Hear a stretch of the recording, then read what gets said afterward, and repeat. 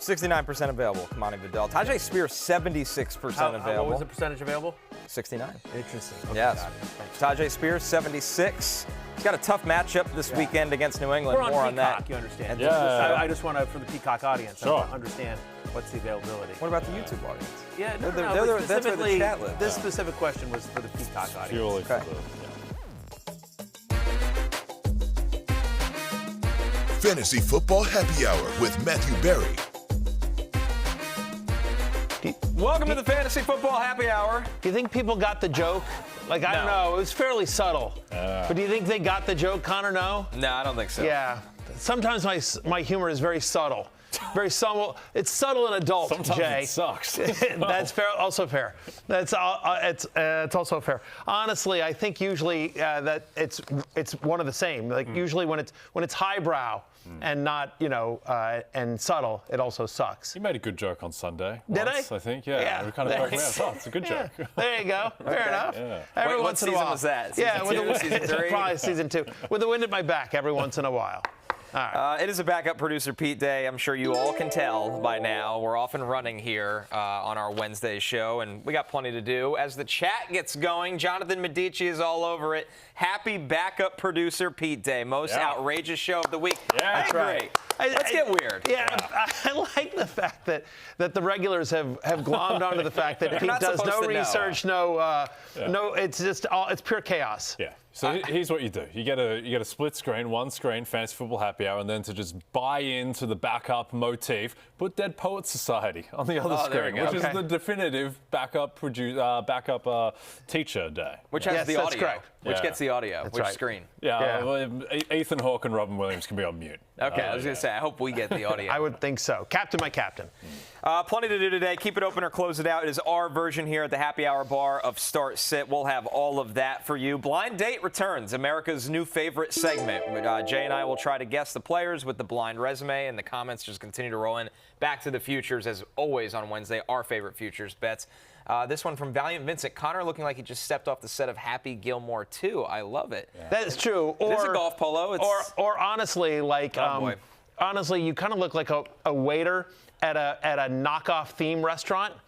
You know what I mean? Like, and I'm self-deprecating, but I don't think that one lands. I disagree. Like, hey, welcome to Islands. I'm Connor. Can I get you a Mai Tai? To me, he looks like a honeybee. I'll go with that. Yeah. The color scheme. Yeah, exactly.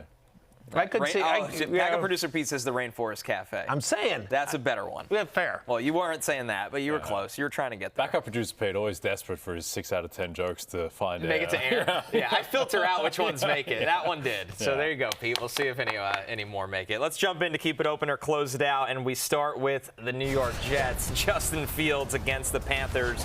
Listen, Justin Fields, you're going to get some big weeks, and then last week he got 4.9 fantasy points. That's a season low for a game he has finished. But Matthew, Justin Fields, as we see right there, still stays in the top 10 quarterbacks, a much better matchup. A very nervous top 10 ranking for me. I'm not going to lie. I mean, here's the thing about Justin Fields. I think Connor, we discussed this on Monday, feels like he's got a much shorter leash than he did at the beginning of the year, that if he struggles here, that this is a ranking that is not without trepidation, because he could get yanked for Tyrod Taylor at any time. But I am keeping it open on Justin Fields, and the reason I have him as a top 10 play this week is entirely matchup based, right? No team in the NFL is lower in pressure rate this season than the Carolina Panthers. They are 32nd in pressure rate. And so Justin Fields, who was under siege the entire time against the Broncos, in fairness, some of that was on him. He held the ball for like 12 seconds, right? At some point, even though the Panthers can't get pressure, if he sits back there 8 billion years, at some point they're going to get to him. And so I'm hopeful that the coaching staff has worked with him this week saying, like, dude, get it, throw it away, or start running a lot sooner. You can't just sit there forever and ever and ever, especially in a week in which you might not have Garrett Wilson. All that said, he's got 35% of the Jets' red zone rushes this season. That's the third highest among quarterbacks. You're not particularly scared of this Carolina Panthers defense. I also think, like, and this sounds insane to say, but, like, there's just no way he could be that bad again. No, that's bad as it gets. Famous last words, but I mean, like, it was it's a London game. They're playing the Broncos, one of the best defenses in the NFL. Like, those games are always weird. Now he's back in America on a normal schedule, playing the Panthers. He has prior to that meltdown been a fairly good fantasy quarterback this year. We can debate whether he's been a good NFL quarterback, but he's been a good fantasy quarterback. You know, all 3 of his games prior to last week, his 3 completed games prior to last week, he'd scored at least 25 fantasy points. I am reluctantly keeping it open on Justin Fields. I think he is a QB1 this week, a low-end one. Yep. So real-life football-wise, which informs fantasy here because he may not make it through the game. Right. So Justin Fields is great in week 1 against the Steelers. He has been bad ever since then. Why is he still the starter? I think a lot of people are trying to figure that out because Aaron Glenn didn't want to even entertain the question, right? And it felt like the obvious game to go to Tyrod Taylor. I think they didn't want to make it feel like these losses are all on Fields. You could put the London game loss on him, but they've had a lot more problems than just him leading up to that. And then 2, they see more upside in him, whether you agree with that or not. They like the designed run game. They don't use it enough, in my opinion, but they like the designed run game with him. They like that he can extend plays more. Tyrod Taylor, it's not that he lacks mobility, but he's older now. He's almost 37 years old, so you don't get the same mobility. So that's how they see it. I think, though, your fear of starting him in this game is that if things go wrong in the first half, I do think he'll be benched. But you know what, at this point, I actually, you're going to think I'm crazy here, Connor, but I actually agree with Coach Glenn because, and this may have been the thinking or maybe not, they got this guy, they're paying this guy $20 million a year. They need to figure, Justin Fields has never had a full year with a complimentary team around him to prove that he can be a franchise quarterback. Now, he got some time in Chicago, didn't have a lot of talent around him. Now, you can say, like, well, isn't that the case here with the Jets? Yes, it is. But the point is that I think the Jets, if I'm the Jets, I'm like, listen, man, we ain't going to the Super Bowl with Tyrod Taylor.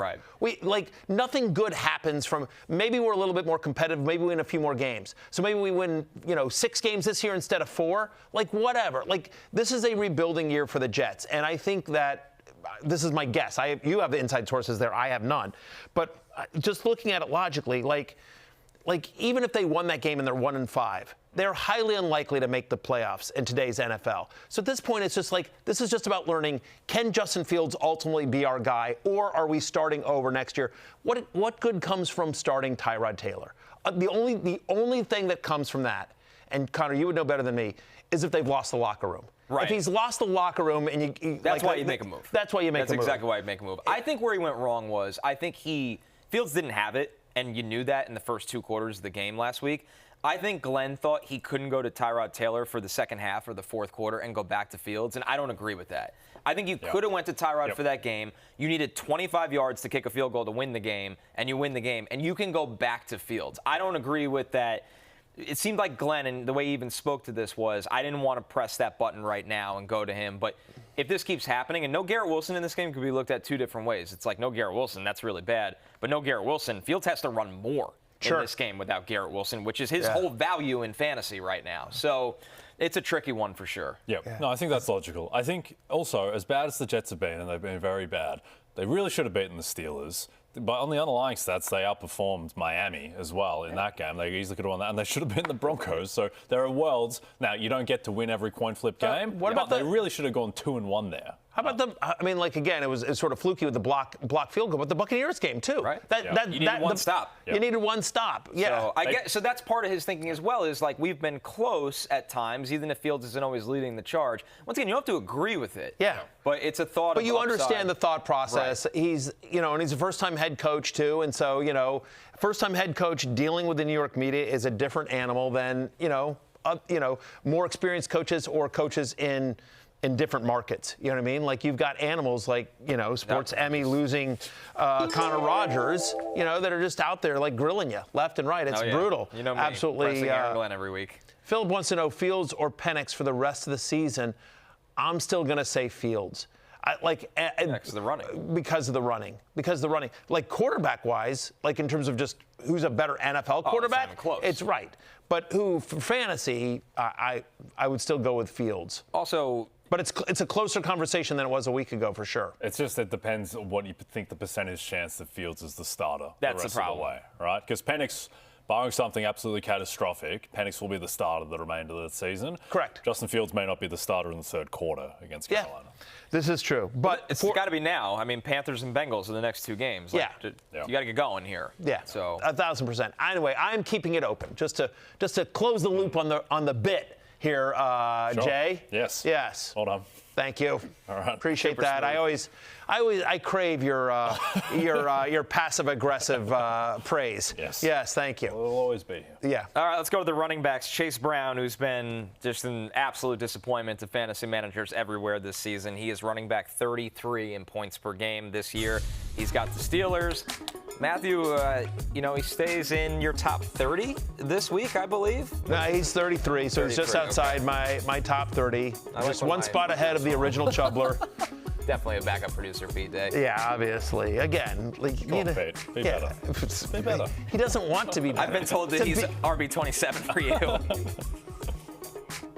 No, the fantasy league. The streets Yeah, are saying he's 33. RB27 for you, but you, the man that does the rankings, is saying he's not. So I don't know what's Yeah, true. it's all good. Either way, the point is, whether he's 27, whether he's 33, whether he's 100, am I closing it out on Chase Brown? I am. Now, not in our league because my team is so awful that I have no choice but to start him, but in normal leagues, in leagues in which you have not just been decimated by injuries or drafted horribly, both of which I have done, I don't know how you can start this guy. The argument, they're playing Pittsburgh on a short week. Now, the light that you're holding out hope for on Chase Brown is that maybe that he gets a bunch of dump-offs here, but we just haven't seen it. Like, I mean, the concerns are, the pro-Chase Brown argument in the preseason was, well, it's going to be a really good offense, with Joe Burrow, and he's going to get all the work. All right, and this is a guy that was awesome down the stretch. Well, so far, none of those things are true anymore. Obviously, the offense has fallen way off without Joe Burrow. It showed signs of life under Joe Flacco last week. But the other thing is that in that game with Joe Flacco, Chase Brown didn't play the whole time. Samaje Perine played 47% of the snaps each of the last 2 weeks. That's over the last 2 weeks. It's basically in a timeshare. Chase Brown has had a less than a 55% snap share each of the last 2 weeks. Samaje Perine, 47% over the last 2 weeks. And so you think about the Steelers defense that allow the 6th fewest rushing yards to opposing running backs. If they're using Perine more in the passing game, which over the last 2 weeks, that's what it seems like they do. And given the lack of mobility of Joe Flacco and TJ Watt, it's clear that they trust Perine and pass protection more, which makes sense. That's always been kind of his calling card. It's just super nervous. Like 4 straight games with under 15 touches for Chase Brown. Again, the play and the argument in the preseason was this guy's going to get massive volume. He's not getting massive volume. The volume he's getting he hasn't been productive with, and the offense is just bad. Run game stinks. Yeah, Yes, they can't run block. The line is terrible. It's probably the worst line in the NFL.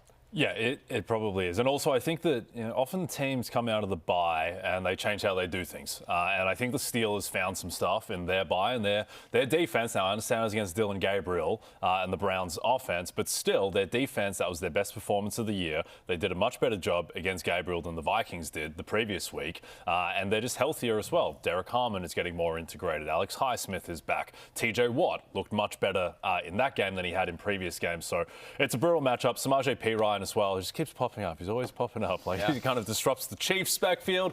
He's out there with the Super Bowl on the line in 2021. Like Samaje Perine. He could be anywhere. Yeah. Former Washington Commander, great Samaje Perine. Right. Started his career when the team was another name. But we love Samaje Perine. Sure. He's done nothing wrong. It's not his fault that Chase Brown's been terrible. Yeah, exactly. Austin Mitchell says better off flexing Travion Henderson or Sterling Shepard over Chase Brown. At least with Travion Henderson, Connor, there's some upside there, right? Yeah. I like Shepard's floor. Honestly. Sure. Yeah. Shepard should get you 10 points, which is saying more than what the other two guys can do sometimes. I'd still go Chase. Yeah, look, I mean, what'd you say? I'd still go Chase Brown. I think he has by far, well, not by far, but I think he has the most chance of getting in the end zone. He has the most chance of just accumulating cheap points as well. Yeah, I mean, listen, I have Henderson 2 spots below Chase Brown in my ranks this week, but like in terms of upside, right? I mean, I'm sorry, I have Chase Brown's ahead, anyway,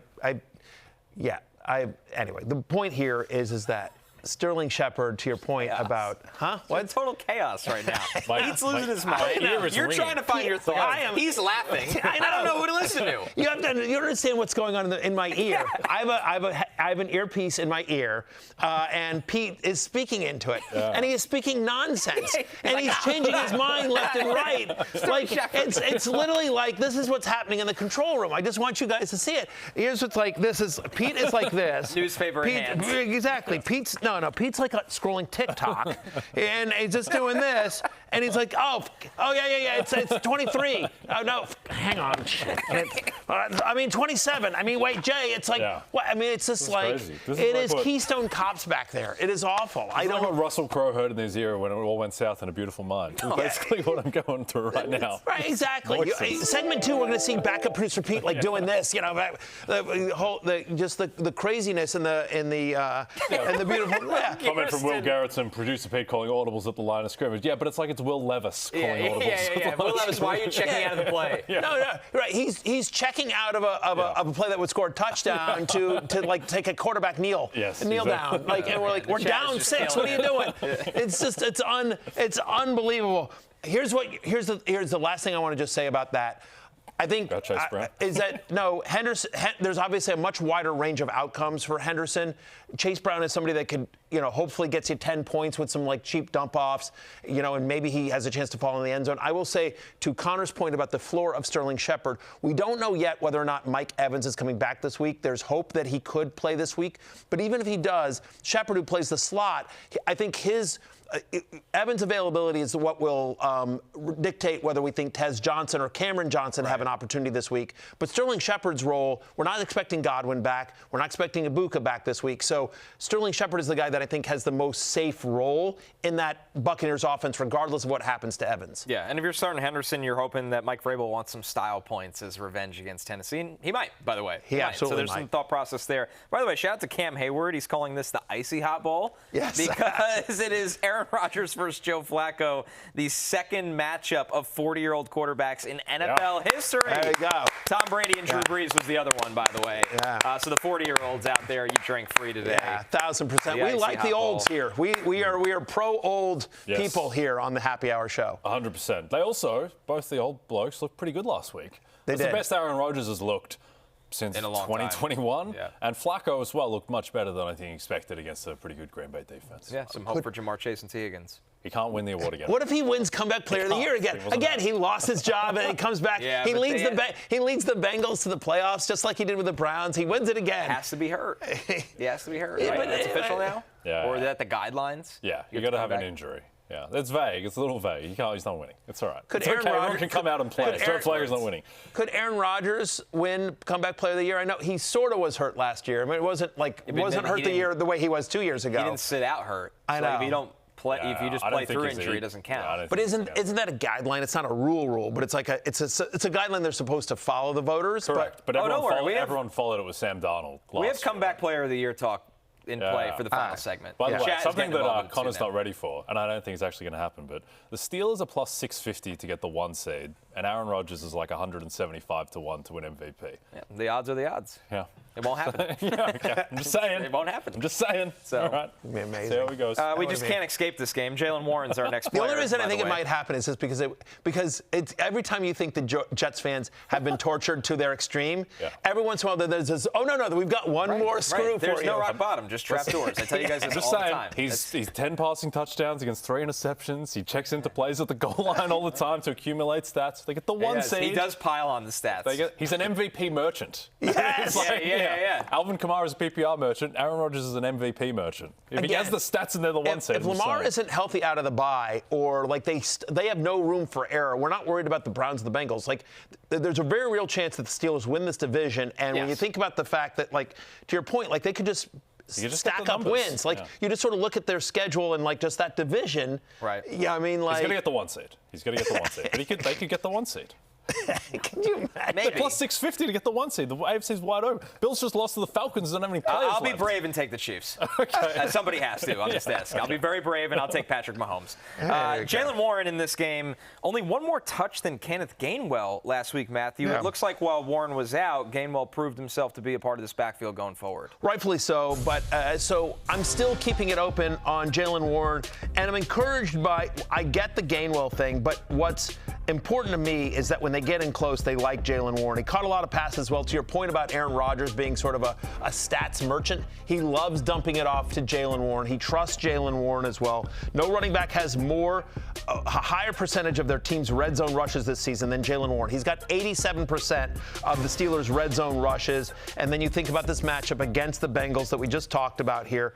They're giving up 166 yards to scrimmage to running backs. They've given at least 16.9 fantasy points to a running back in every single game this year. So I have Jaylen Warren at running back 15. I'm keeping it open. I'm not as concerned about Kenneth Gainwell, but I think the matchup is so good against Cincinnati that Gainwell has some PPR flex appeal as well. Yeah, definitely. I thought the Steelers offense looked pretty rough the first 4 weeks. Out of the bye, they changed what they did. They brought in an extra offensive lineman for more protection. They're playing a lot more Darnell Washington. I think Arthur Smith is a good offensive coordinator as much as we pile on him for fantasy reasons. I think that he gets the most out of his personnel. And Rodgers just looked a lot more comfortable.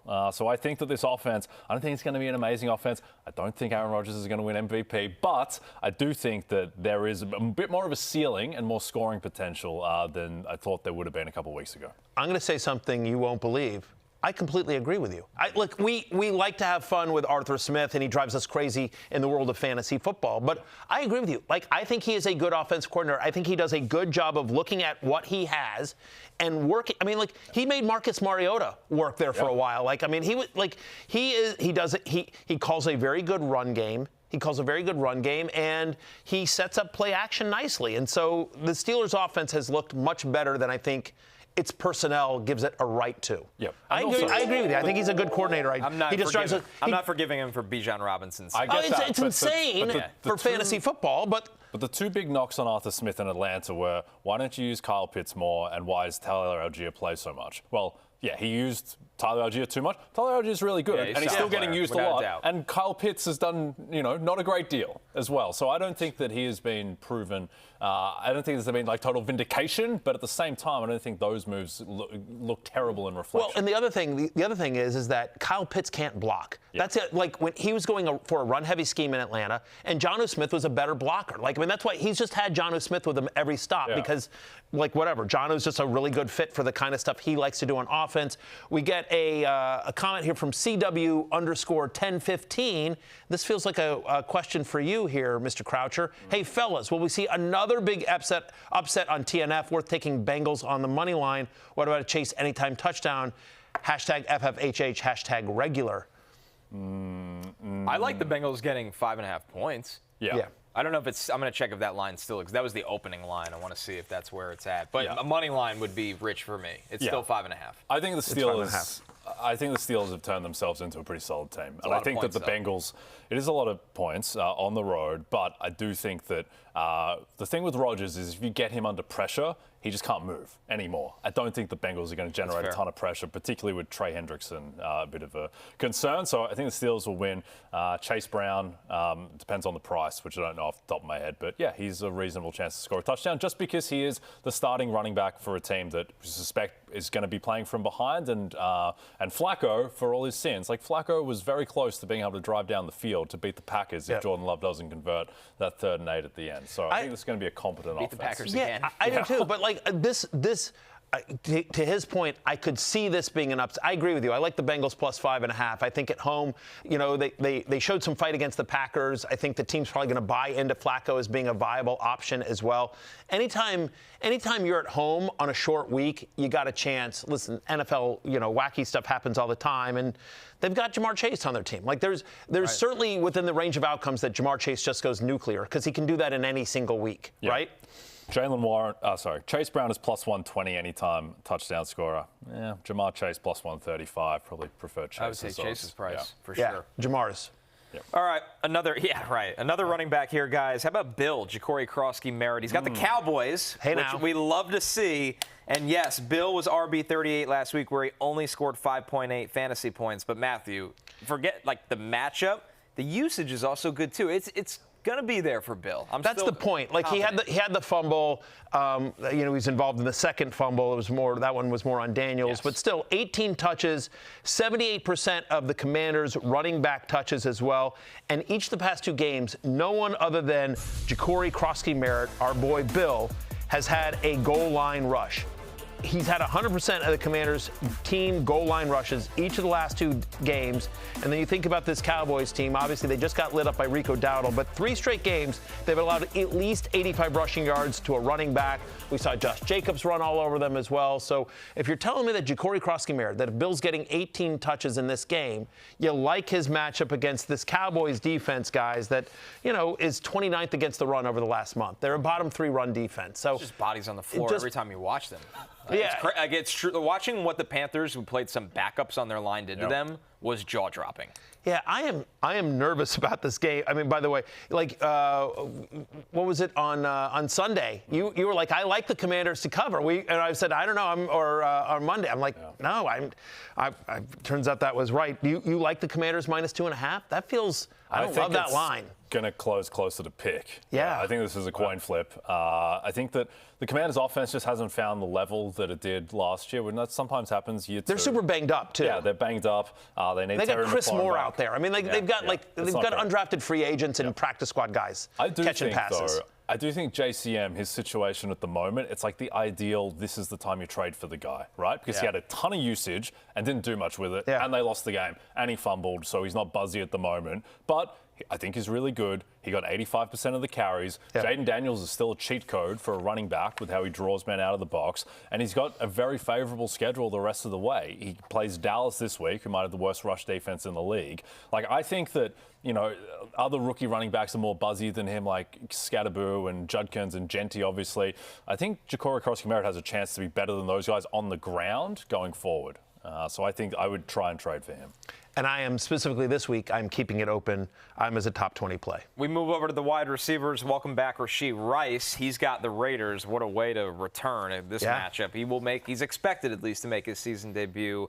Matthew, how do you rank someone like this that we haven't seen this year, but the expectations are so high, and he's not coming back from being hurt? That's the point. So, in theory, if he's been working out, the stamina's there. He looked great in training camp. No concerns on the injury. So to your point, he's been suspended. It's not like, well, he's coming off the injury. We want to ramp him up slowly. He'll be on a snap count, anything like that. Oh, he's their best wide receiver. All due respect to Xavier Worthy, he's their best wide receiver. He played 3 full games last season. He had a 33% target share. And we've been talking about it, right? Just how awesome Mahomes has looked recently, and just wants to kind of go, go scorched earth the rest of the way here. And you think about this Raiders defense that's bottom 5 in the NFL in terms of most yards allowed to wide receivers, most fantasy points allowed to wide receivers. And I do think the other thing is that they're going to want to welcome him back. I think Mahomes, just as a quarterback, knowing this is sort of he's one of their guys, he's going to be a big part of anything they accomplish. Mahomes is going to make a point to try to get the ball to Rice, to welcome him back, to get him back in the fold. So I'm as a top 20 play. I'm keeping it open. And I don't have a stat for this, right? This is just emotion, but this is a game we play. Anyone that has Rashee Rice on their team, and you've sat through 6 weeks, you're sitting there I can't wait. I can't imagine somebody that has waited through 6 weeks for this guy to come back and just I want to wait and see. You're not waiting the 7th week. So we're all starting Rashee Rice. We're all hoping. I'm as a top 20 play. I'm keeping it open. Yep. I've had some questions about Rashee Rice, comeback player of the year. The answer is no. He will not be winning that award. Yeah. It's a story award. And he's coming back from a reckless driving suspension. Even if he plays amazing, the off the field incident that he was convicted for is awful. Yes. It's again, we're a fantasy football show. We're going to talk about the fantasy football value of these players. So I don't want to say we're trying to ignore it, but we're trying to stay in our lane here. But it's an awful, awful story, and there were many people that thought Rashee Rice should have been suspended for much longer than 6 games. I agree with you. There's no chance that they want to reward. What he's coming back from is something that he created, and that anyway. Our next wide receiver, Jauan Jennings. He's got the Falcons 1.7 fantasy points in Week 6. Jay. He's not only, we can't sit here and say, well, we think he's playing hurt. He told us he's playing hurt. He's got sprained ankles. He's got 5 broken ribs. He's got a shoulder at 20%.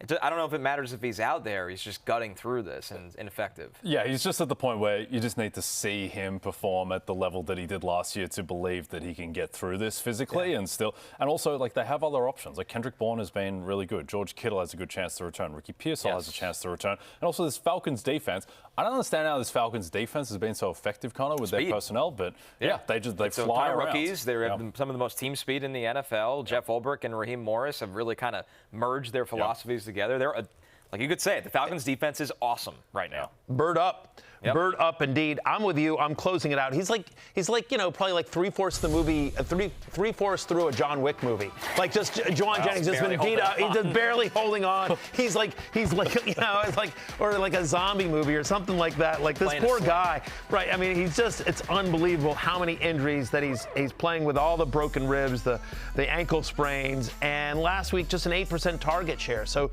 you give the fact that he's banged up, the fact that he's got a lot more target competition. We expect Kittle back. Maybe Pearsall is back as well. We like this Falcons defense. Like I said, bird up. I have him barely inside my top 50. I'm outside, he's not even a top 45 wide receiver for me this week. So I am closing it out on Jauan Jennings. I agree with you, Jay. We just need to see it before we can trust him. One of the toughest ones on Keep It Open or Close It Out, Matthew. Jameson Williams. It just feels like he's boom or bust every single week. Probably a best ball dream, but in a redraft league, very frustrating. And it just sort of depends on your situation. But I feel like, Jameson Williams has become sort of this generation's Gabe Davis. Yeah, right? Like, no, but the argument that was made like a couple years ago with Gabe Davis was like, you don't try to guess because there's no rhyme or reason to it. You either always start Jameson Williams or you never start Jameson Williams. It's like blackjack. You either always hit on 16 or you never hit on 16. Just pick a path, and you got to go with that there because, look, I can give you stats like, they're going to take a couple of deep shots to him. Here's the positives on Jameson Williams this year, right? His two highest target share games have both come in the last 3 weeks, so 2 of the last 3 weeks. Buccaneers are bottom 12 in terms of most yards allowed per game to wide receivers this season. They've always been a pass funnel defense, the Buccaneers have. And so, the over-under is 52.5. No team has a higher implied team total than the Lions this week. So we expect a lot of scoring for Detroit. Jameson Williams coming off the big game here. But again, there's a risk that this is a Gibbs game, that this is a Laporta game, an Amon-Ra St. Brown game. And so it is just sort of, it is high risk, high reward territory. You see it right there on your screen. He's my number 28 wide receiver. Sorry, I'm as a top 30 play this week. He's a shaky wide receiver 3. I am reluctantly keeping it open on Jameson Williams, but not steadfast. You know what I mean? Like if you've got better options, there are safer options there. Yeah. I think the good thing is one, he looked great against the Chiefs. There were signs of life there, so he's trending in the right direction, even though, to your point, there's not much rhyme or reason to his usage each week. And I think the best thing in his favor is that, outside of the Bucs being a pass funnel defense, is that the Lions don't have any players left in their secondary. Like, this is just going to be a shootout. And if it's a shootout, there's just going to be, I think, more passing. I think I don't think that the Lions are just going to be able to settle down into running the ball constantly, as they have in previous weeks. So they're probably going to have to throw. It's probably going to be high scoring. And Jameson Williams is still really good. And he's got a chance to connect on one of those deep balls. Yeah, it's just the games that they need him. And the script of this game suggests that they might need him. Yep. But as Stuntman Chuck said somewhere in the comments over here, he said, this feels like a Jameson Williams rug pull game. Great matchup, decent game last week. Classic Felford again scenario. Richard Broadus goes, Williams was borderline droppable before the big game. Is he a sell high candidate? If he can. 1,000%. That's the take. Yeah, that's good for you. Yeah, if you can sell him, absolutely. The League of Assholes, you'd never be able to pull that off. Honestly, I'd take almost, I don't want to say I'd take anything for him, but you'd take almost, because again, it's sort of your philosophy. If you're willing to use him every single week, then no, he's not a sell high candidate. But if you don't trust it after that week, which I totally get, then yes, sell him for whatever you can because you'll never use him. You know what I mean? He doesn't do you any good sitting on your bench if you're like, I don't believe in him. Because you'll never guess the weeks that he goes off like this.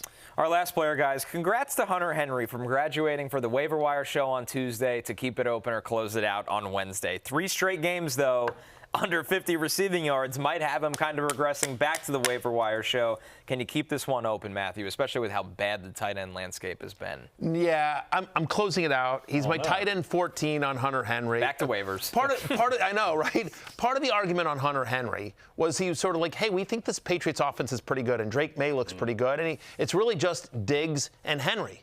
Yeah. But, again, they're getting production from Kayshon Boutte. Yeah. They're getting production from Pop Douglas. Obviously, Diggs is still there.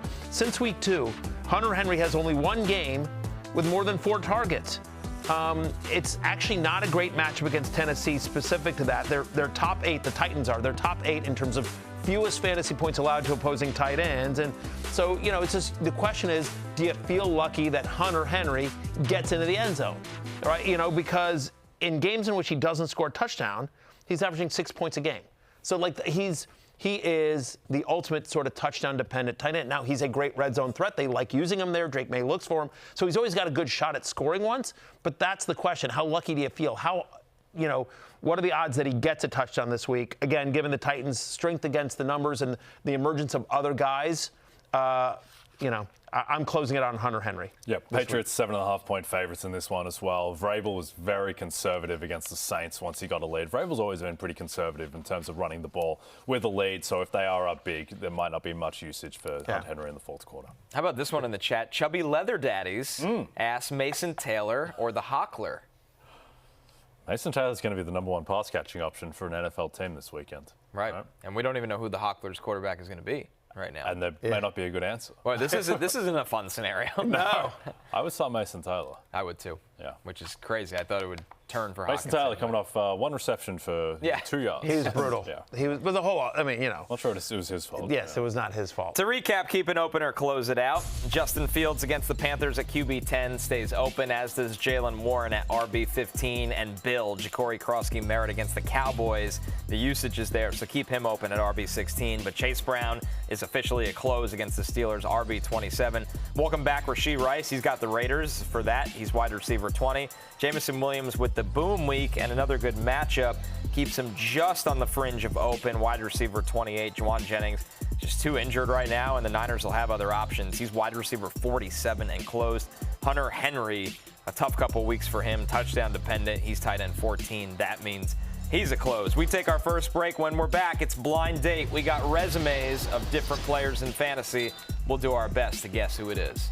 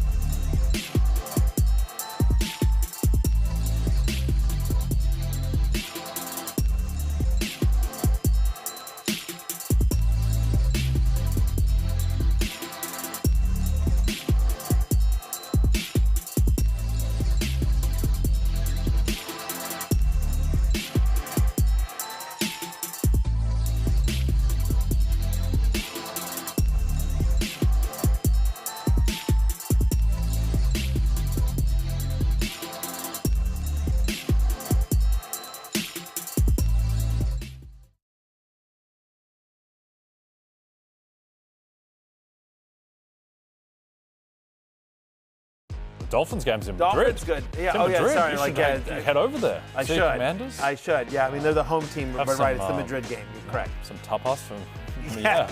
Matty Exactly. Espanola. Listen, the idea of leaving the country is actually very appealing to me. You know, I just don't know when I would come back. But yeah, the idea of just like going somewhere where I don't have to talk about anything would be great. Actually, I would enjoy that. I might let me look into that. I got to talk to the wife and kids. Some pinchos for Matty.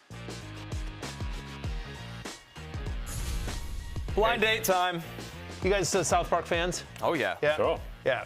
Like, one of my favorite things about South Park is just Cartman. Screw you guys. I'm out of here. I'm going home. I'm going home. Yep. Like, exactly. I just, I dream of that every day Matty around noon. Madrid. You should adopt it. Carry the torch from Cartman. I'm going to. Just anytime you want. Exactly. Screw you guys. Screw I'm you going home. guys. Get up and leave. I'm out of here. It is blind date time. So once again, it's America's favorite game show here. We, in a bar, people sometimes meet their blind date. So here's blind date number one as you see it here. This is and I want you to see this. So basically what we have is this running back's production through the first 3 weeks versus the second 3 weeks. Weeks 1 through 3 versus 4 through 6. And what you can see is basically the passing game usage has just completely disappeared. Any thoughts on this running back who started hot and it seems to have slowed down recently? Jay, you usually start us off hot. Carry us here. Is it a running back you gave out their receptions prop on a much-watched program in America? That's a good guess there. Yes, I know you're a spiteful man, so Yes. maybe, Jahmyr Gibbs. This is, in fact, Jahmyr Gibbs, who has an 8% target share over the last 3 weeks. And yes, on Football Night in America, that was my best bet, was Jahmyr Gibbs to get 25 receiving yards in a game in which they should have been trailing with a... Yeah. It made perfect sense. It just didn't hit and didn't come close to hitting. Before we dive into Jahmyr Gibbs' lack of passing game usage recently, let's hear from his coach, Dan Campbell.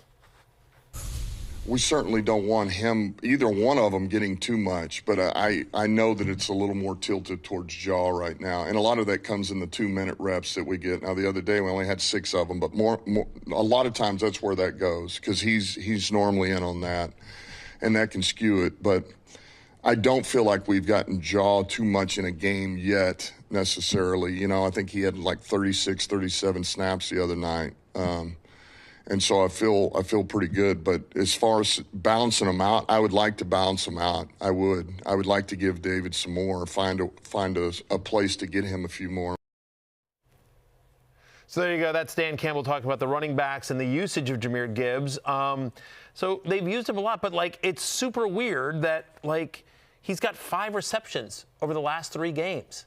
Like bizarre. And in some of the 2 games, targets last game. Yeah, in some of the games he's like, it's been a blowout. You know, the Lions have just blown out the team, so you don't have to worry about it. But like in a game in which they were trailing the Chiefs and they're looking for offense, I felt really good about that bet, and it's actually my biggest miss this season. Like, because the line was 25, and like he got 0. I mean, like he didn't even come close to hitting it. Yeah, it's a strange one. I think they're still kind of trying to find their identity in this new Morton offense, and I think that they'll ultimately be fine. They've shown plenty of flashes, but yeah, the way they alternate goal line usage, the way they alternate who's getting receptions out of the backfield.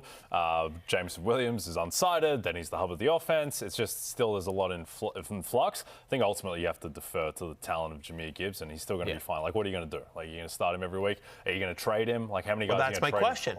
Because Jahmyr Gibbs, I think if I just called you and said like, hey, I'd love Jahmyr Gibbs. All right. Like, I think Jahmyr Gibbs still pulls a top 5 overall player price tag, but he's averaging 14 points over the last 3 games. Yeah. And so he hasn't been a top 5 player in fantasy the last 3 weeks. And if you could get that, would you? So that's my question here. So fair question. Here are the guys I would rather have over Jahmyr Gibbs going forward. Rather have Bijan Robinson.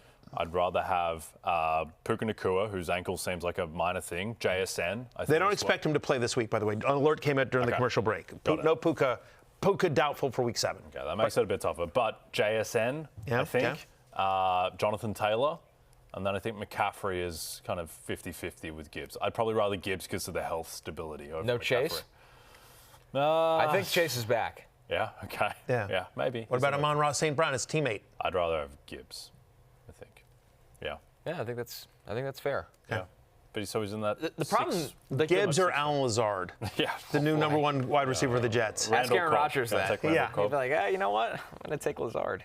But yeah, again, I'm not advocating to definitely trade Gibbs, but I wouldn't mind dangling him to see. I mean, again, you hear Coach Campbell right there saying like he wants to get David Montgomery more work as well. Montgomery looks great. If the passing game usage isn't going to be for the Gibbs, and I agree with you, it's probably more of a blip than not. But still, like somebody was willing to give me Jonathan Taylor for him. Oh yeah. You know. I'd take Jets. Yeah, of course. And there's a chance you could pull that off. All right, let's go to the next guy here.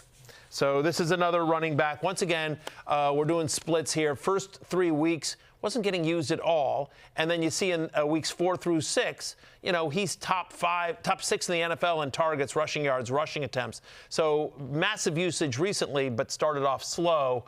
Are we buying this guy? Do we think the increase in usage is a mirage or is it real? Any ideas on who this is? I'm in on this guy because I think it's judging by the change in targets and rushing yards, I think it's my guy Ashton Jeanty, because he's been really good for the last 2 weeks and everybody was in an absolute panic over him the first 3 weeks. They finally stopped getting cute with, Jahmyr White and Dylan Lobby were on the field for passing downs over him. And they're like, wait, we took this guy with the top 10. Let's just always put him on the field. Yep. No, I think that makes sense. The question is the offensive line going to get better and give him the efficiency to match the usage, which I think is a question. Is the quarterback going to get better? It's rough being up 13-point dog to Kansas City this week, but Jeanty, I think you feel good that Jeanty is going to now, going forward, match where he was drafted preseason, which is around like the turn of the first round. Yep, you just wish the team was in better scripts for him. But if they're going to actually throw him the ball, that changes everything. I think we believe in the talent and the usage. Right. We don't think that's going away, and so it's just a matter of he is exactly as advertised as well. Having watched when he played my Colts a couple of weeks ago, I was watching Jeanty. Jeanty was terrifying. Like he has that Bijan type of gift of turning a 1-yard gain into a 6-yard gain. Okay, Christopher Gamad says wants to ask Jeanty and Chase. For Gibbs and Pickens, who wins? Jeanty and Chase. Jeanty and Chase. Because CeeDee coming back. CeeDee's coming back, and we just talked about Gibbs, who, you know, we think the passing game usage is a blip, but it might be more real than we think. So, but that's a close one. That's a very close one. All right, let's go to our third player here. And so this is now a wide receiver, as you can see here.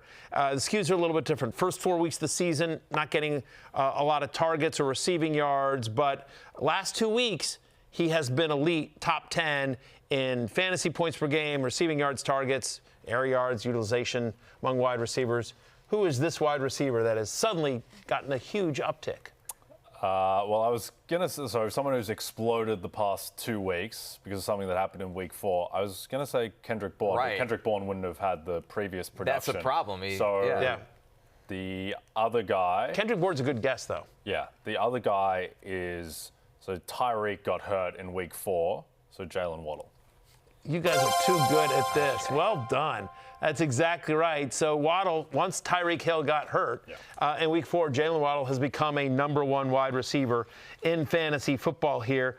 We don't love Tua. The offense seems a little bit disjointed, and yet, you know, the Malik Washington breakout that we expected hasn't really happened yet. They try to get him involved. It just doesn't work. Just doesn't seem happens. to do anything. You know, he's getting a handful of targets, but not much. And Nick Westbrook-Akine, whatever. Like, so it's like a little bit of Waller, obviously Achane, but then Jaylen Waddle is, you know. Again, you see it there, or you saw it there on your screen over the last 2 weeks. He's 9th in the NFL in terms of total targets. Yeah, he might just be back to the guy who was his rookie year, where it was basically just him and Tua out there, and he was the lead. So, yeah. All right, one more. So anyway, we're buying this on Jaylen Waddle since week 5. As you see it there, he's a top 7 wide receiver. All right, here's another wide receiver. And curious if you guys are interested in this wide receiver. These are his ranks on the season. Good target share, obviously, targets per routes run, average share yards. You see it all there. It's all top 5 stuff, but he's just somebody that – so all the underlying numbers are big here, but the fantasy points per game aren't there. Chris Olave. Is this player healthy right now? No. The air yards – the air yards gives me Mike Evans vibes, but the fantasy points are so low. give this man a cookie. It is Mike Evans. It is, in fact, Mike Evans, who we think comes back here. These are all his numbers before he got hurt, obviously. And so the point is that while the touchdowns weren't there, like, he's running a ton of routes, he's out there. He's Mike Evans, right? You know, and just remember, Ibuka just kind of had those crazy games early in the season. Yep. And so I think Mike, there's still a buy low opportunity on Mike Evans, who we expect back this week. He's going to practice this week. We'll see if he actually comes back. But, like, there's potentially an opportunity to get Mike Evans below draft day cost. And so I just think it'd be a little tougher just because somebody that's hung on to him throughout this entire injury and then dealing him. But, like, if you could still get him below top 15 wide receiver value, because I think he is that. Game is rigged. Yeah. It's not rigged. They usually don't get any right, so it's definitely not it's rigged. Right. All right, we've got one last guy, and this is a tight end. See if you guys can figure this out. As you can once again, we have skewed the weeks here. So the first 2 weeks, this guy was a top 5 fantasy tight end, actually number 1 in fantasy points per game. But since week 3, he's really fallen off. He's barely a top 20 tight end as well. You know, and he's a lot of the underlying metrics aren't great as well. Are you buying this tight end? Who do you think this is? Is it our man Hunter Henry? It is not our man Hunter Henry. Oh, that's a great guess in terms of somebody that started hot and hasn't gotten there yet. Massive Jauan Johnson vibes. Yeah, based also off a the good first guess, 2 but weeks. I haven't heard his name mentioned since. Yeah, it's not Jauan Johnson, but Okay. also really good. Well, it has been since the injury a not great run for the Kraftler. He's the other one that we thought he was like going to be the god. The Tuck Daddy. Daddy. Yeah. It is you. Good job, Connor. Sad. That's exactly right. Now, the other thing is that in the game against the Cowboys, that crazy 40-40 game, Tucker Kraft got tackled at the 1 twice. Right. Yeah. And if he scores even one of those touchdowns, let alone the 2, I think the narrative on Tucker Kraft, I think, is much, much different. But we like this Packers offense again, and with the Jaden Reed injury, which is serious, and Christian Watson still a ways away, I think that Kraft will get. I think he's just been a little bit unlucky. I'm still in on him as a top 12-ish tight end. Yep, agree. The talent is still there. You saw it on the weekend against the Bengals, and also, like, it's weeks 3 to 6. He had a bye in there as well, so it's really just a 3-game sample. He'll be fine. Yeah. Nice job by the chat. They were on Tucker Kraft. Oh, well done. Yeah, well a done, lot of regulars. Tucker Kraft responses. Good job from the regulars. We're taking one more break when we're back. Back to the futures. You all come here for Comeback Player of the Year talk every week. It's time.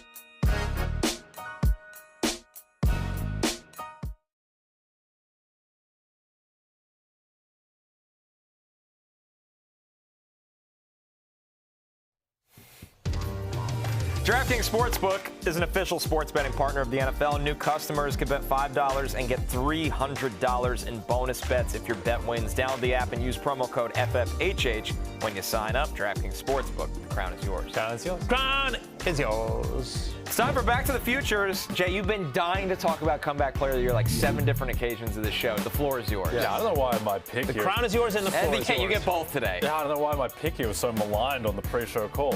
really Stefon was. Diggs is 22-1 to win Comeback Player of the Year. The Patriots like a 40% chance to win the AFC East.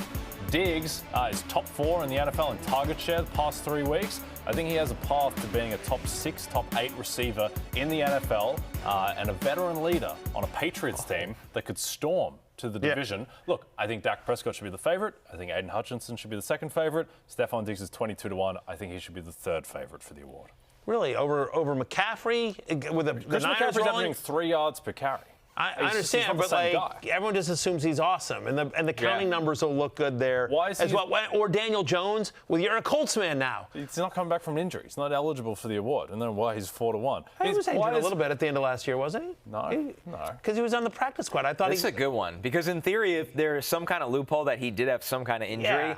he's going to be everyone's favorite story. Yes, exactly. Like he's this year's Sam Darnold. That's what he is. That's exactly Everybody right. loved Sam Darnold last year. got his vote share doubled by J.K. Dobbins, who finished second. He's not going to win. All right. Stefon Diggs. Fair enough. Son of Dirk Diggler. Stefon Diggs. People do forget that. The chief ball catcher and friend of the That's podcast, right. Stefon Diggs. I'm a chief ball officer. Oh, chief ball officer. Yes, chief ball officer. Sick man, Barry. Yeah. All right, guys, I'm going with Patrick Mahomes, regular season touchdown pass leader, plus 1,500, 15-1. He's got 11. The leader has 14. Rashee Rice is back. Mahomes is going to go on a tear. Yeah, I think this should be closer to plus 800. I think Mahomes can absolutely catch up to Goff, Prescott. Mayfield's going to be an interesting one, but I'm in on this one. Yep, I like it. I like this a lot. How about, I see your Patriots, and I'll raise you one. How about Drake Maye for MVP at plus 1,600? Yeah. The Pats have only 3 games left against teams that currently have a winning record. Mike Vrabel is the second favorite for Coach of the Year. How is Drake? If they end up making this run, May has a shot at MVP. That music means it's closing time. You don't have to go home, but you can stay here. For Jay, Connor, and backup producer Pete, I'm Matthew. We'll see you tomorrow for Love Hate Day. Peace out.